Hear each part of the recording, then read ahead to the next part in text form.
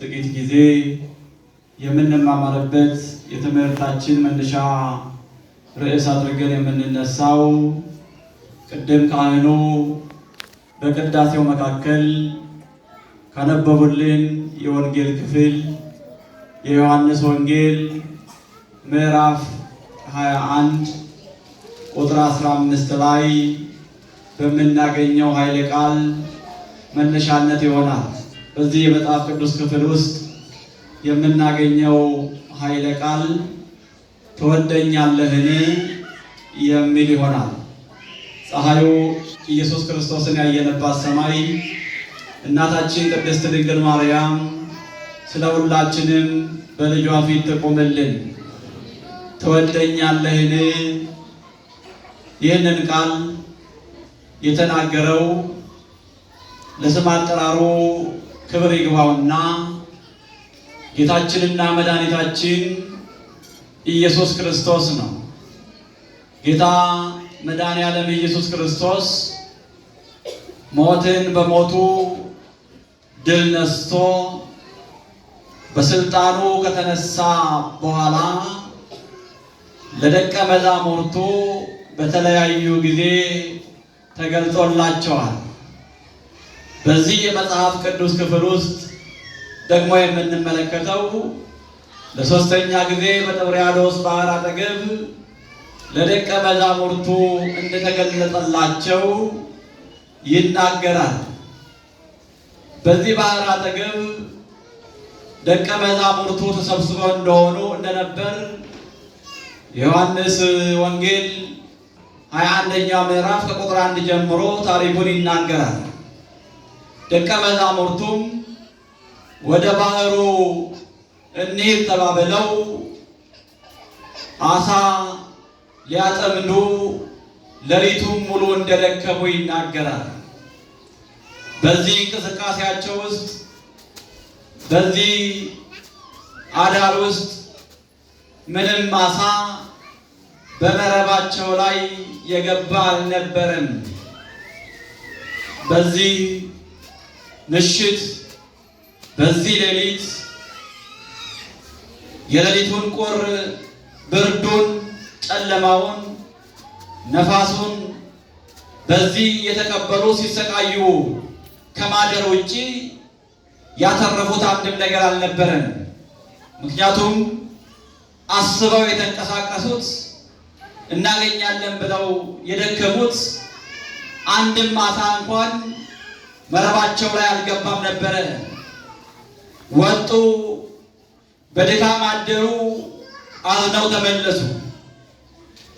ባህሩ አጠገብ ዳር ላይ አዝነው ቆዝመው የጧቱን ፀሐይ ቁጭ ብለው እየሞቁ እያለ ጌታ ከፊት ለፊታቸው መጥቶ ቆመ ይላል።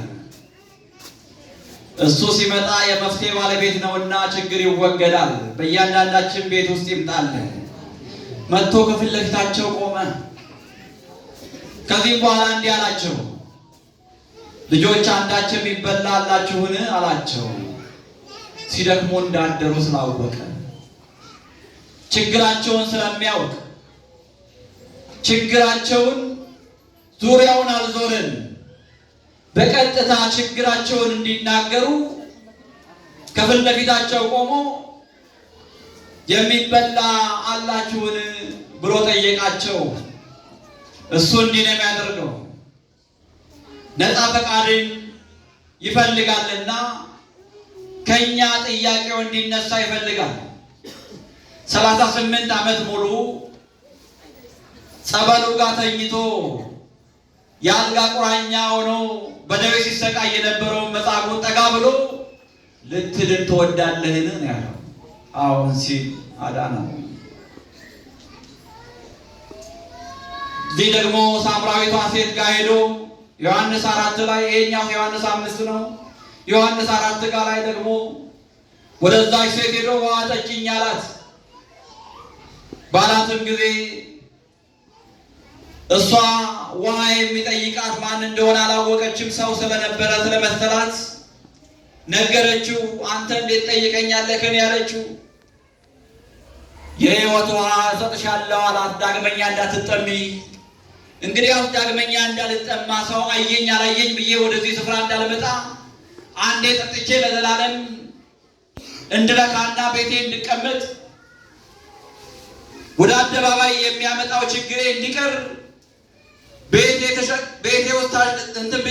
ቤቴ ውስጥ እንድቀር ሰው አየኝ አላየኝ እንዳልል ያንን ውሃ ስጠኝ አለችው። እሰጥሻለሁ ግን ባልሽን ጠርተሽ ነይ አላት። ባልማ የለኝም አለች። አዎ እንድትናገር ስለፈለገ ነው። ችግራችንን ማስታመም አይደለም፣ ፊት ለፊቱ ላይ ማኖር ነው። አንኳኩ ይከፈትላችኋል ያለው አምላክ ፊት ችግሩን ማስቀመጥ ነው።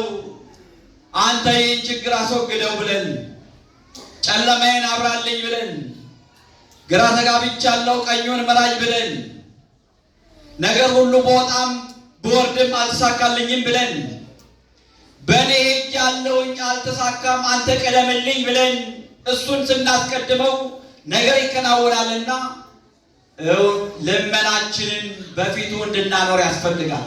ደቀ መዛሙርቱ ሌሊቱን ሁሉ እኮ ደከምን አሉት። ደከምን ግን ምንም አላገኘንም፣ አልተሳካልንም፣ አልሆነልንም።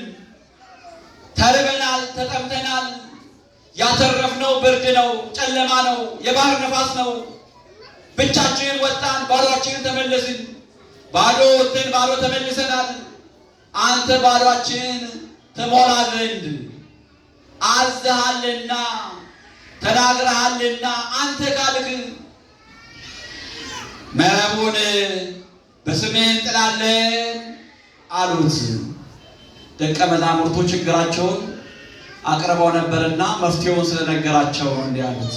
በቀኝ ጣሉት መረባቸውን ስላላቸው በቀኝ ጣሉት። እኛም ባዶአችንን ወጥተናል። እንደ ኑኃሚን በሀገር እንዳንመለስ፣ እንደ ያዕቆብ በበረከት እንድንመለስ። ያዕቆብ ባዶውን ብቻውን ወጣ። ዘመዶቹን ወገኖቹን ሁሉ ትቶ ብቻውን ተሰደደ። በእጁ ላይ የነበረችው አንድ በትር ነበረ። አንዲት በትር ብቻ ነበረችው። ያችን በትር ብቻ ይዞ ወጣ። ከወንድሙ ሸሽቶ ከወጣ በኋላ በላባ ቤት 20 ዓመት ሙሉ ኖረ። ላባን አጎቱ ሲያገለግለው፣ አጎቱ ሲያሰቃየው፣ እግዚአብሔር ሲያበዛለት፣ ላባ ሲቀንስበት፣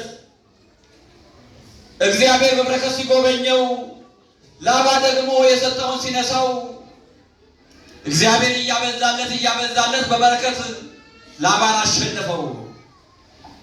ባለ ብዙ ልጆቹን፣ ባለ ብዙ በጎቹን፣ ባለ ብዙ ሀብቱን ከሁለት ሴቶች ወለደ። ብቻውን ነበር የወጣው። ብዙ እንደሆነ አየ። ዓይኑ ተገለጠለትና አይ አምላኬ ሆይ ብቻዬን ወጥቻለሁኝ፣ አሁን ግን ብዙ አረከኝ። ባዶዬን ወጣሁኝ፣ በበረከት ደግሞ ሞላህልኝ። እጄ ባዶ ነበረ፣ የነበረኝ በትር ብቻ ነበረ። አንተ ቀድመህልኛልና ከኔ ጋር ወጥተሃልና ነገር ሁሉ ሞልቶልኛል፣ ተሳክቶልኛል። አሁን ወደ ሀገሬ ወደ ወገኖቼ ልመለስ አለ። ጉዞውን ቀጠለ። መንገድ ላይ ደረሰ። ያቦቅ የምትባል ወንዝ ነበረች። ያኔ የተሻገራት ብቻውን ሆነ የተሻገራት። ያኔ ትሻገር ያቺ ወንዝ ማንም ሰው አልነበረም፣ ብቻውን ነው። ወንዙ አጠገብ አሁን ቆም አለ። ማን ያሻግርለት? ያኔ ብቻውን ነው የተሻገረው። የትናንትናውን አሰበ እንዴት እንደመጣ። አሁን ደግሞ የሁለት ክፍል ሰራዊት ሆኖ ልጆቹ፣ ከብቶቹ፣ ግመሎቹ፣ ሀብቱ በዝቶለት ያኔ በቀላሉ ተሻግሯል። አሁን ግን እግዚአብሔር ስላበዛለት፣ በረከቱ ስለበዛለት ብቻውን ወጥቶ ብዙ ሆነው እግዚአብሔር መልሶታልና ትዝ ብሎት እንዲህ ሲል ተናገረ። አቤቱ አምላኬ ሆይ ስወጣ ብቻዬን ነበር የወጣሁት፣ በትሬ ብቻ ይዤ አሁን ግን በብዙ በረከት ሞልተኸኛል ባርከኸኛልና አመሰግንሃለሁ እያለ ከብቶቹንም ወገኖቹንም ያሻገር ነበረ። የያዕቆብ በረከት ይደርባችሁ። ብቻችሁን ወጥታችኋል፣ እግዚአብሔር በብዙ በረከት ይመልሳችሁ። ሁላችንም በጉድለት ወጥተናል፣ መድኃኔዓለም በምላት ይመልሰን። በአንጻሩም ደግሞ ኑኃሚን ረሃቡን ሸሽታ ጸጥታውን ሸሽታ ከሀገሯ ወጣች። ልጆቿን ባሏን ይዛ የስደት ሀገር ግን አልሆነላትም ነበረ። ባዶዋን አስቀራት። ባሏን ሞተ፣ ልጆቿን ሞቱ፣ ብቻዋን ቀረች። ብዙ ሆና ወጣ፣ ብቻዋን ቀረች። እያለቀሰች ተመለሰች። ኑኃሚን ማለት የስሟ ትርጓሜ ደስታ ነው። ደስተኛ ግን መሆን አልቻለችም። እያለቀሰች ተመለሰች። ኑኃሚን መጣች፣ ኑኃሚን መጣች እያሉ ጎረቤቶቿ የሀገሯ ሰዎች ወጥተው ተቀበሏት።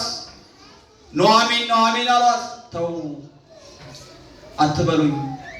ኑኃሚን ማለት ደስታ ማለት ነው። ኑኃሚን አትበሉኝ፣ ተመርሬያለሁኝ። ለኔ ማራ ነው፣ ሐዘን ነው።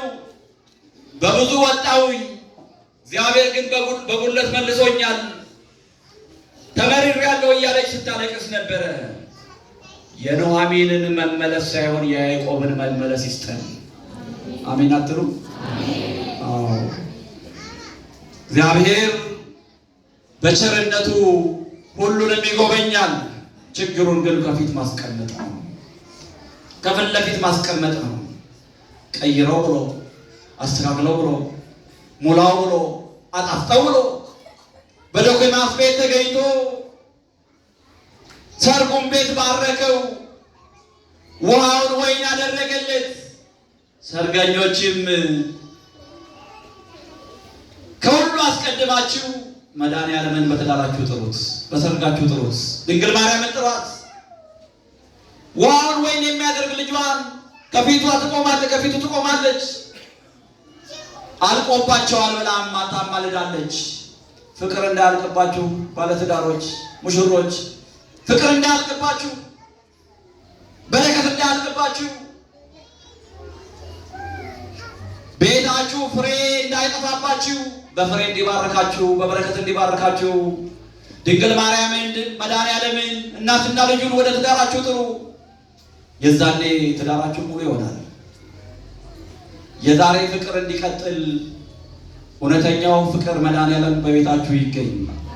መጋበዝ ያስፈልጋል። ሁላችንም ቢሆን አዲስ የምንጀምረውም እየኖርንም ያለን ማለት ትዳር ገና የምናስበው እግዚአብሔር ያስቀደመበት ሕይወት ምንም አይሳካም። እግዚአብሔር ሲቀድም ብቻ ነው ሁሉም የሚከናወነው። እሱ የሌለበት ነገር ሰላሙ የለም፣ ጤናው የለም፣ በረከቱ የለም፣ ማጉረምረም ይበዛዋል። ለምን?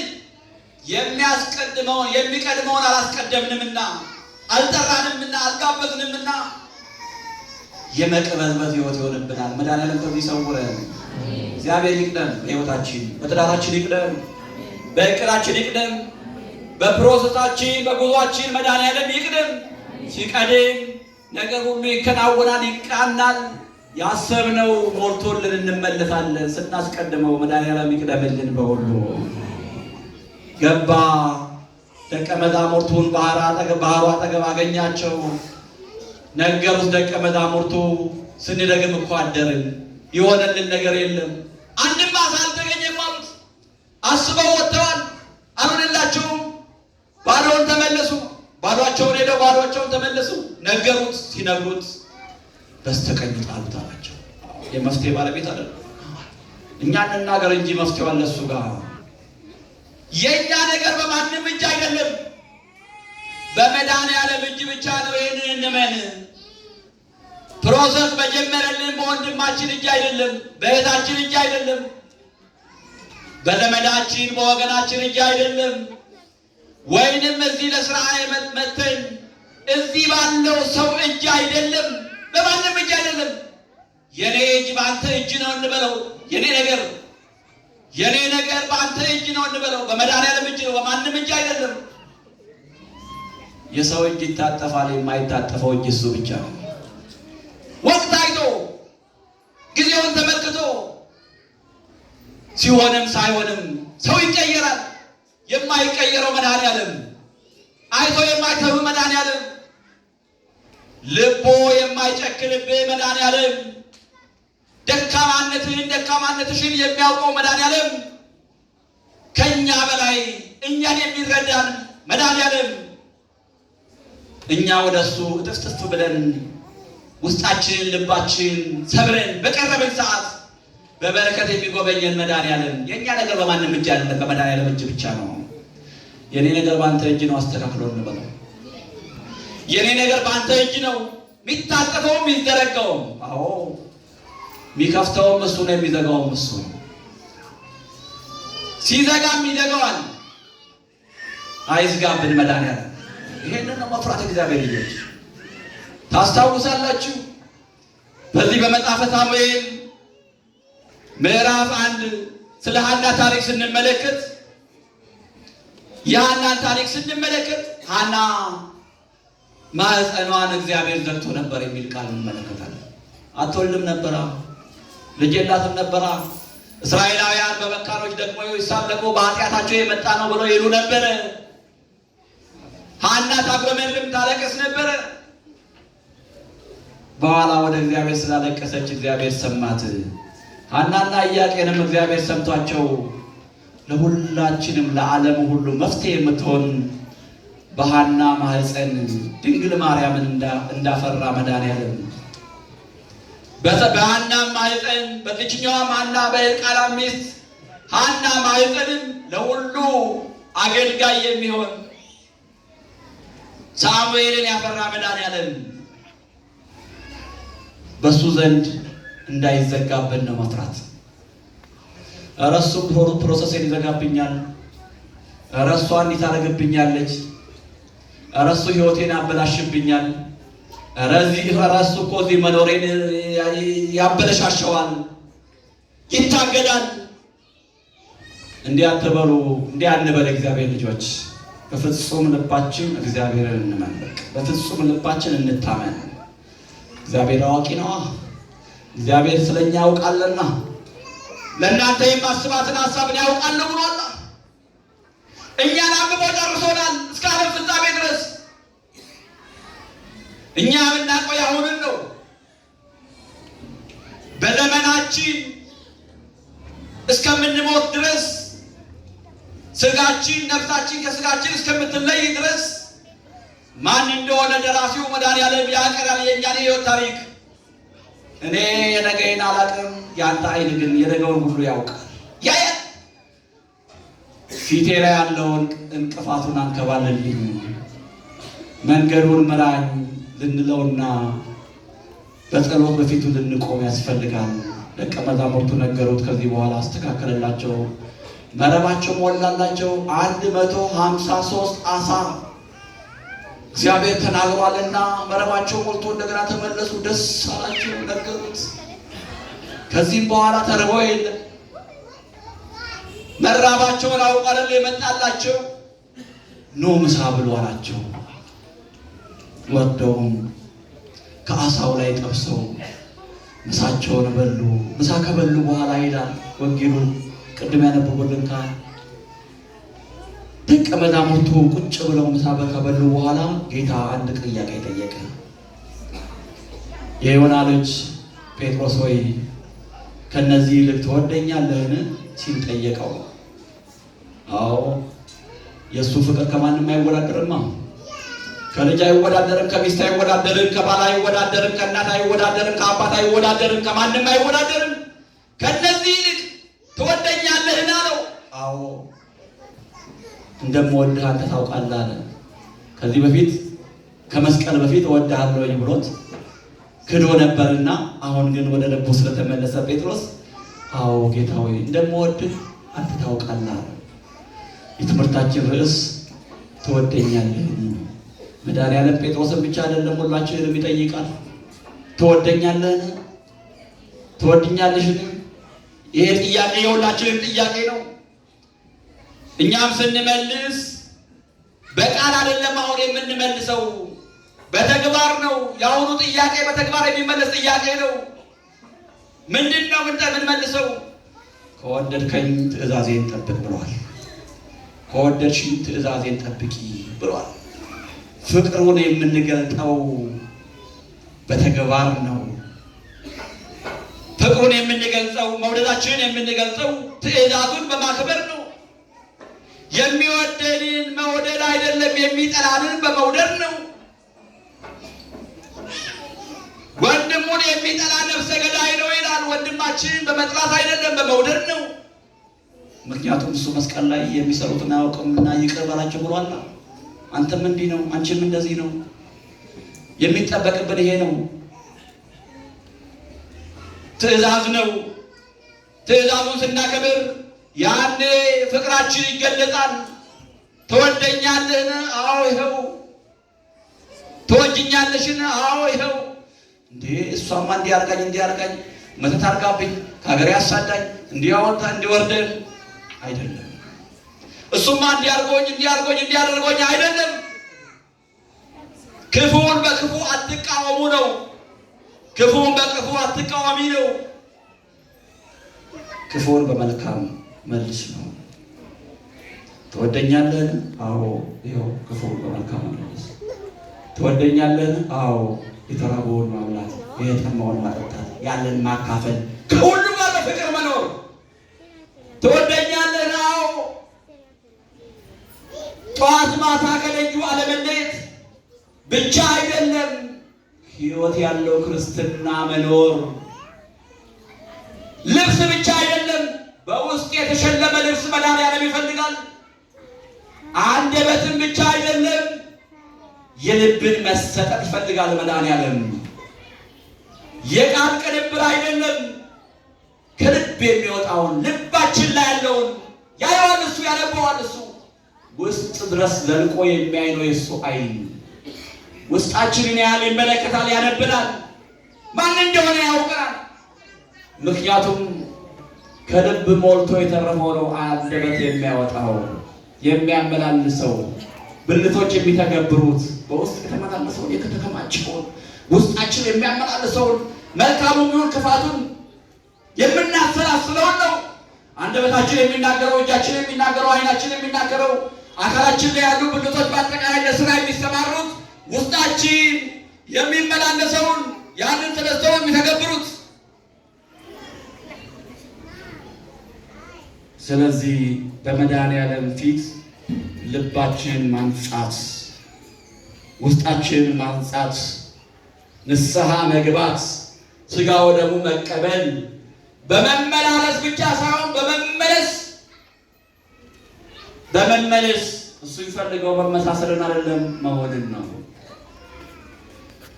ለብሶ በመመላለስ አይደለም በመሆን ነው። ሥጋ ወደሙን ንስሐ ገብቶ በመቀበል ነው። ወንድምን በመውደድ ነው፣ በመጥላት አይደለም፣ በማሳደድ አይደለም። እህትሽን በመውደድ ነው፣ በመጥላት አይደለም፣ በማሳደድ አይደለም። ፍቅርን በመናገር አይደለም፣ በመኖር ነው። ብትወዱኝ ትእዛዛቴን ጠብቁ። ትወደኛለህን? አዎ። በምንድን ነው የምትወደኝ? ትእዛዝህን በማክበር በመተግበር።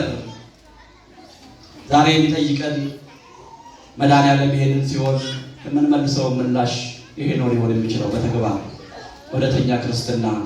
ከዚህ በኋላ ምን አለ ቅዱስ ጴጥሮስን ጌታ? እንግዲያውስ ግልገሎችን አሰማራ አለ።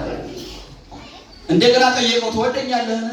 ጴጥሮስን መለሰ፣ እንደምወድህ ታውቃለህ አለው። ጠቦቶቼን ጠብቅ አለው። በጠቦት የተመሰሉ ወጣቶች ናቸው። ይሄ ከ20 ዓመት በኋላ የንፋስ ዘመን የሚባለው የእሳት ዘመን የሚባለው የመከራው ዘመን፣ ያለመረጋጋት ዘመን። መጽሐፍ የሚለው የመረጋጋት ያለመረጋጋት ዘመን አይደለም። በጉብዝና ወራት ፈጣሪህን አስብ ነው። በጉብዝና ወራት መጠጡ ቤት አይደለም፣ ግሮሰሪው አይደለም፣ መሸታው ቤት አይደለም፣ ሺሻው ቤት አይደለም፣ ሲጋራው ጋር አይደለም፣ ጫቱ ጋር አይደለም፣ ሴቱ ጋር አይደለም፣ ከወንዱ ጋር አይደለም፣ ክፉ በመስራት አይደለም እግዚአብሔር የሚከብረው። እግዚአብሔር ከማይከብርበት ነገር በመራቅ እግዚአብሔርን ማክበር ነው። ክርስቲያንና ክርስትና ሲገናኝ እንጂ ነው ፍሬ ያለው ክርስትና፣ እግዚአብሔር የሚወደው ሕይወት፣ እግዚአብሔር የሚከብርበት ነገር በዚሁ ስንመላለስ መውደዳችን ይገለጣል። ይሄ ወጣትነት የእሳት ዘመን አስቸጋሪ ስለሆነ ጠብቅ አለው ጴጥሮስን። ሶስተኛ እንደገና ጠየቀው፣ ትወደኛለህን አለው። እንደምወድ ጌታ ሆይ አንተ ሁሉን ታውቃለህ አለው። በመጨረሻ ጌታም ሲመልስ በጎቼን አሰማራ። በጎች ወንዶችም ሴቶችም ሁሉም ትልልቆቹም የእግዚአብሔር በጎች ሁላችንም አሰማራ ኃላፊነት ሰጠው ለቅዱስ ጴጥሮስ። ለቅዱስ ጴጥሮስ ነው ኃላፊነት ሰጠው ሁሉንም ነገር መክፈትን መዝጋትን በሰማይም በምድርም የሰጠው ስልጣን ነው። በምድር ያሰርከው በሰማይ የታሰረ ይሆናል፣ በምድር የፈታው በሰማይ የተፈታ ይሆናል ብሎ መድኃኒዓለም የሰጠው ስልጣን ነው፣ ክህነት ነው። ጴጥሮስ ሊጎድልበት ይችላል፣ ሕይወቱ ጎደሎ ሊሆን ይችላል፣ ጽዳት ላይ ሊሆን ይችላል፣ የበረታ ሊሆን ይችላል። የጴጥሮስ ጉዳይ ጴጥሮስና ባለቤቱ መርማሪውና ተመርማሪው በጴጥሮስ ሕይወት ውስጥ አይደለም አስተያየት የሚሰጠው። ዙፋኑ ላይ የተቀመጠው ስልጣን የሰጠው የጴጥሮስ አምላክ ነው የሚመረምረው። የጴጥሮስ ነገር በእግዚአብሔር እጅ ነው። አሰማራ አለው፣ ጠብቅ አለው። ሁለት አሰማራ፣ ግልገሎችን አሰማራ፣ በጎችን አሰማራ ካለ በኋላ ጠቦቶችን ግን ጠብቅ አለው። ወጣቱን መጠበቅ፣ ከክፉ ነገር መጠበቅ፣ በስነ ምግባር ኮትኩቶ ማሳደግ፣ ይሄ ኃላፊነት የአባቶች ነው። ከወላጆች ከቤት ይጀምራል። አባቶች ቤተ እምነት ውስጥ ያሉ አባቶች ደግሞ ተግተው ሊሰሩ በዚህ ያስፈልጋል። ከእግዚአብሔር ይሰጠት ያስተውነ ትወደኛለህን አለ መድኃኒዓለም ቅዱስ ጴጥሮስን። እኛ ዛሬ ትወዱኛላችሁን ብሎ ሲለን አዎ እንወዳለን ብለን የምንመልሰው በቃል ሳይሆን በተግባር ነውና እግዚአብሔር ልጆች እግዚአብሔርን በመውደድ ንስሐ በመግባት ይቅርታ መጠየቅ። ንስሐ መግባት ማለት በፊቱ ይቅርታ አድርግልኝ፣ አጥፍቻለሁ፣ በድያለሁ፣ ይቅር በለኝ ማለት ነው። ስለዚህ ያጠፋነው ጥፋት ለበደልነው በደል ይቅር በለኝ ብለን በፊቱ ወድቀን ንስሐ ገብተን መውደዳችንን ልንገልጽ ያስፈልጋል።